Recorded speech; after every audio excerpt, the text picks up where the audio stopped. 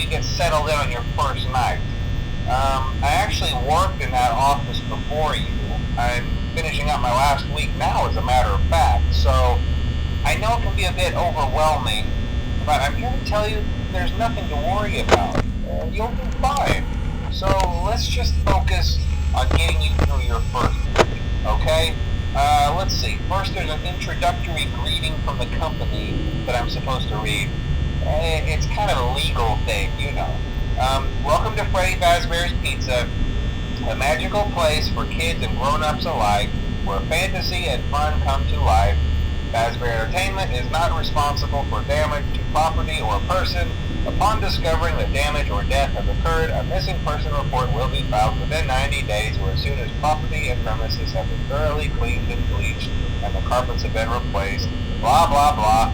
Now, that might sound bad, I know, but there's really nothing to worry about. The animatronic characters here do get a bit quirky at night, but do I blame them? No.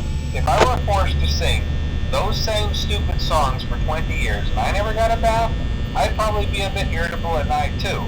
So remember, these characters hold a special place in the hearts of children and we need to show them a little respect, right?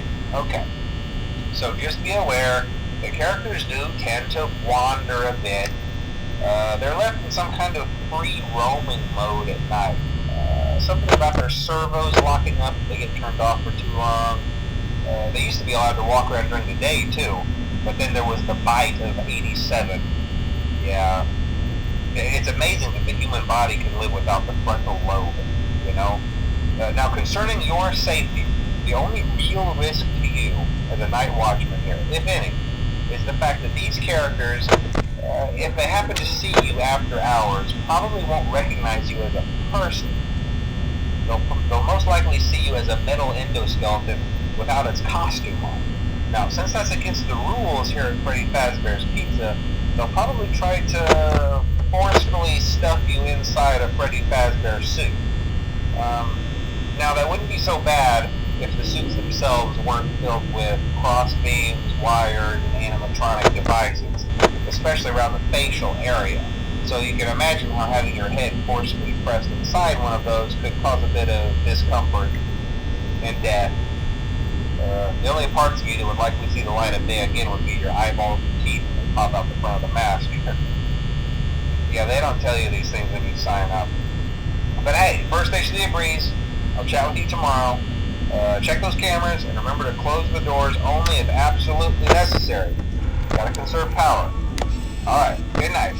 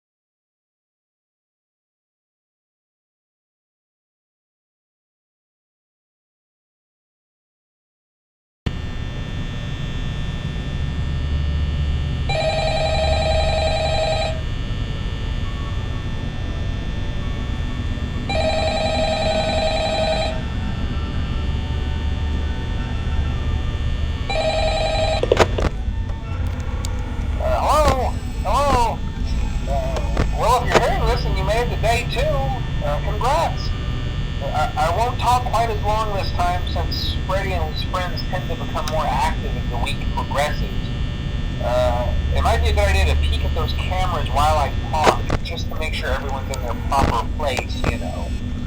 Interestingly enough, Freddy himself doesn't come off stage very often.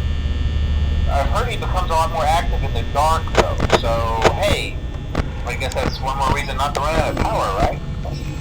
I also want to emphasize the importance of using your door lights. There are blind spots in your camera view, and those blind spots happen to be right outside your doors. So if you can't find something or someone on your cameras, be sure to check the door light. You might only have a few seconds to react. Not that you would be in any danger, of course. I'm not implying that. Also, check on the curtain in Pirate Cove from time to time. The character in there seems unique in that he becomes more active if the cameras remain off for long periods of time. I guess he doesn't like being watched. I don't know. Anyway, I'm sure you have everything under control. Talk to you soon.